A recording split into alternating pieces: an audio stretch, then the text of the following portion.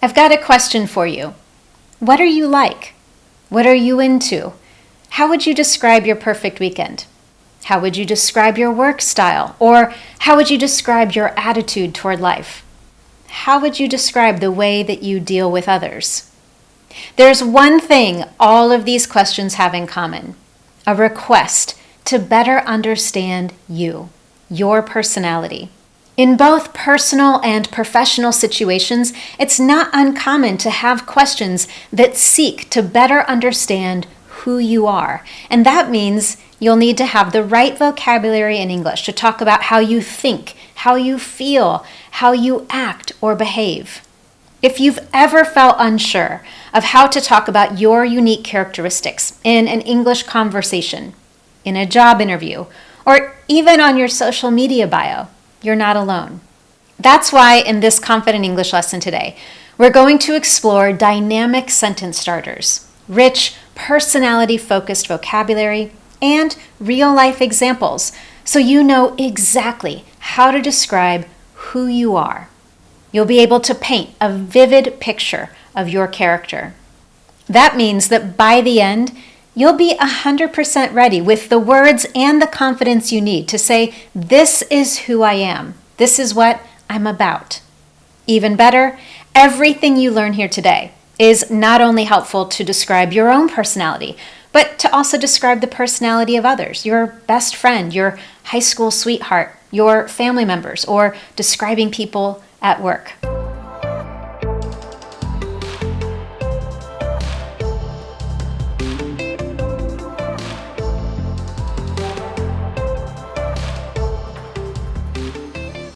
Now, before we get there, if this is your first time here, welcome. I'm Anne-Marie, an English confidence and fluency coach.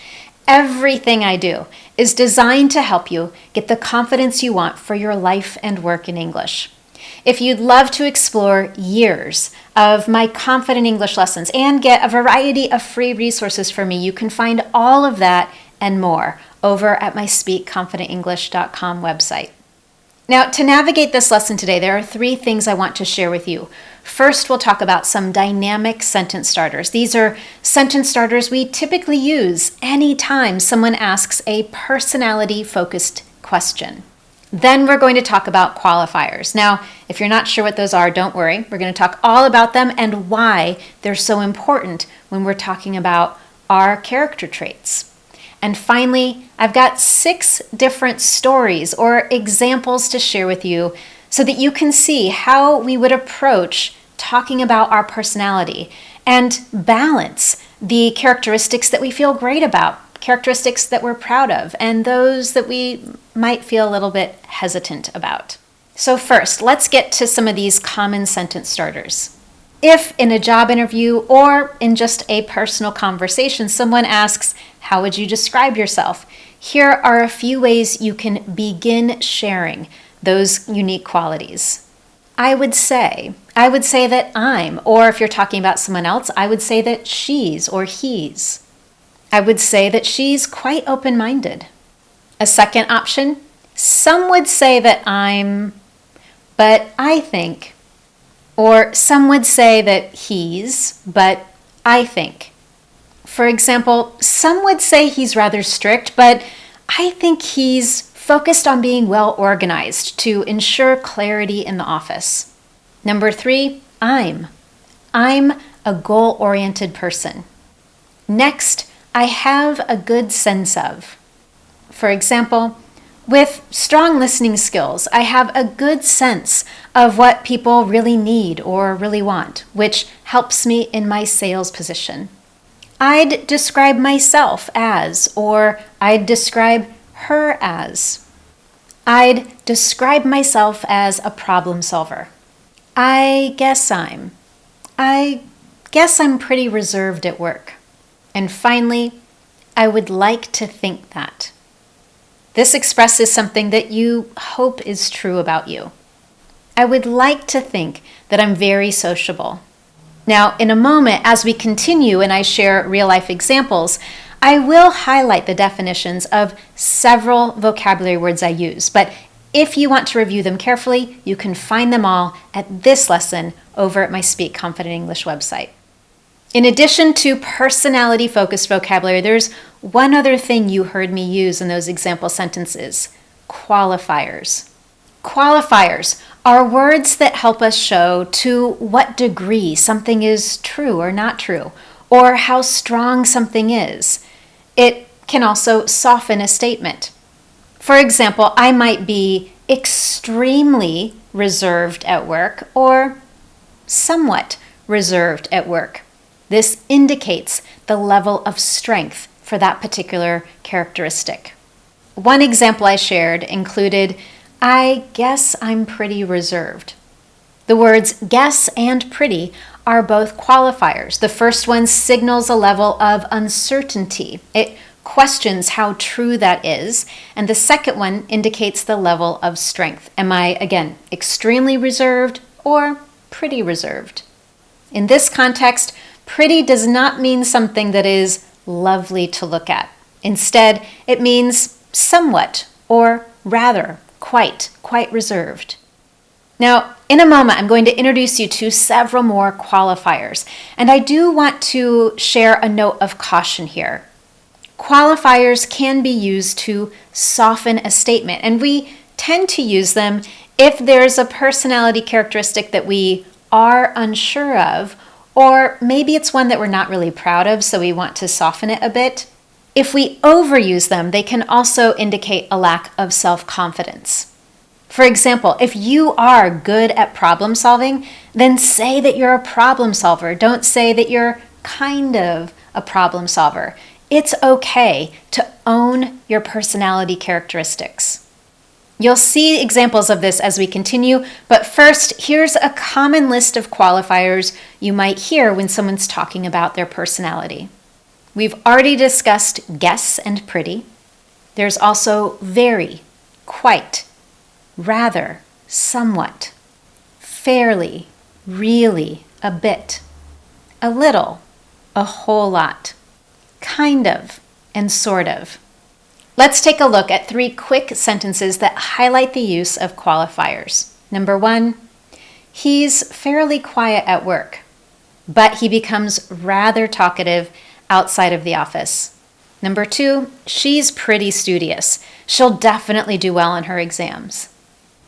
And number 3, I can be a bit moody, especially if I'm hungry. In fact, I can get rather hangry sometimes.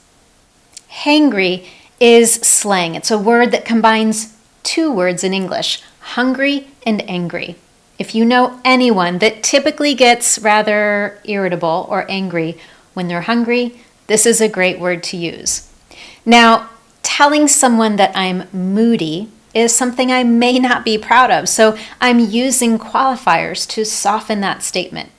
With all of that in place, those sentence starters and the use of qualifiers, let's take a look at 6 real-life examples.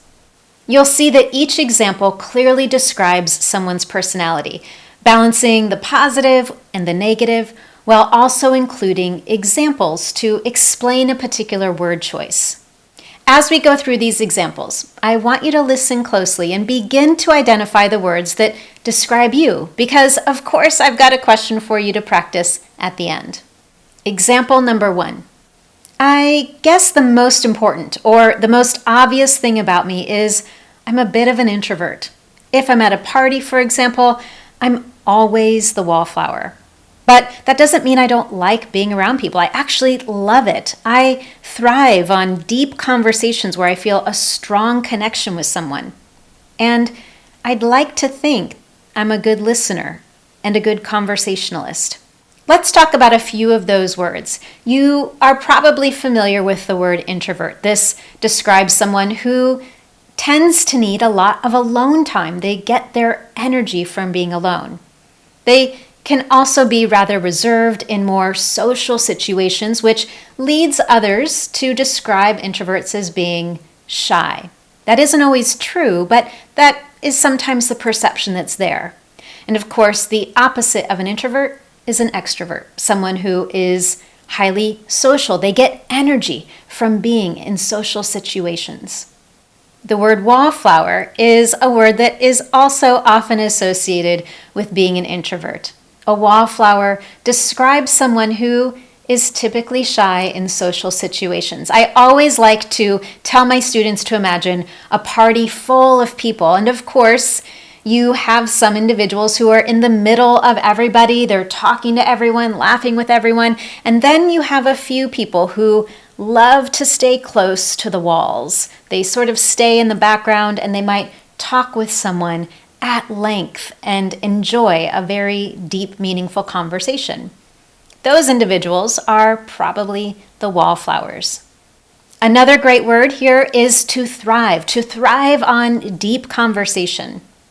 To thrive means to prosper, to succeed, to shine. And finally, I'd like to think I'm a good conversationalist.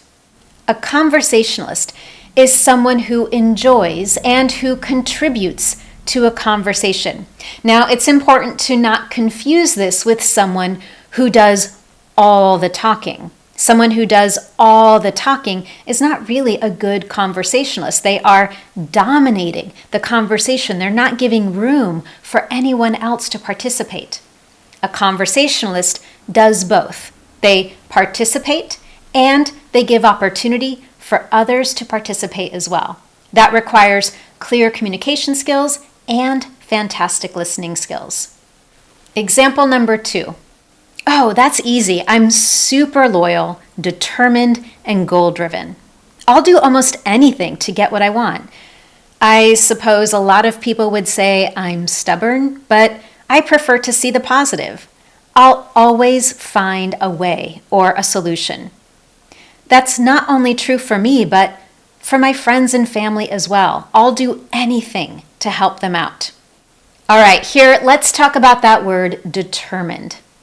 This describes someone who has made a decision and has resolved to find a way to reach a particular goal or to make that decision happen.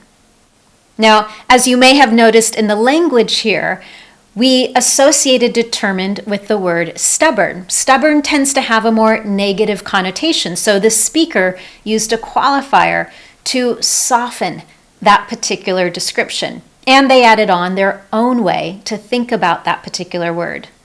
Goal-driven, of course, is someone who is motivated by goals. They are focused on achieving their goals.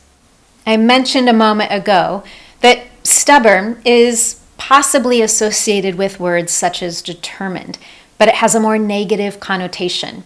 If someone is described as being stubborn, they're unwilling to compromise or to do something in a different way. They're unwilling to move. And finally, I want to talk about the phrasal verb to help someone out. When you help someone out, you do something to make someone else's task, job, or life easier. And now, example 3. I'd say I'm pretty easygoing and social. I love to crack jokes to make people laugh. At work, I'm the guy that gets along with everyone, and I feel good knowing other people are comfortable around me. The downside of being that guy, the life of the party guy, is that other people think I can't be serious. I'm afraid my boss might think that actually, but when I need to, I can be very focused. Here we've got the adjective easygoing. This is used to describe someone who's friendly and relaxed. You never really see them get stressed out or frustrated. And if someone likes to crack jokes, they like to tell quick, witty jokes. They're very fast with making quick, funny replies. The phrasal verb to get along with someone means that someone is able to be on friendly terms with other people very easily. And finally, this particular individual described himself as a life of the party kind of guy. If you describe someone as being the life of the party, this idiomatic expression indicates that someone is super sociable and makes sociable events very fun. They're likely at the center of everything. And now let's move on to example number 4. I think others would say I'm very reliable, which I like. I do like to take care of problems and help others. And I'd also say I'm hardworking and diligent. I feel great when I complete a project at work, and I know I've done it well. Sometimes I wish I were more of an ideas person, but I guess I'm the person who will get things done. Let's start with the word reliable. Someone who is reliable is someone that you can expect to get things done, to get them done on time and with an appropriate result. You might also describe someone who is reliable as dependable or responsible.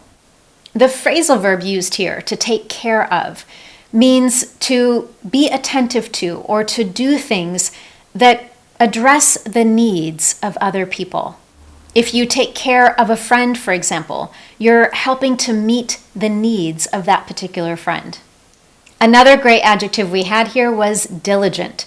Someone who is diligent is focused, steady, and energetic in their efforts. And finally, an ideas person. This collocation or figure of speech would be used to describe someone who is innovative, someone who is good at thinking of new ideas.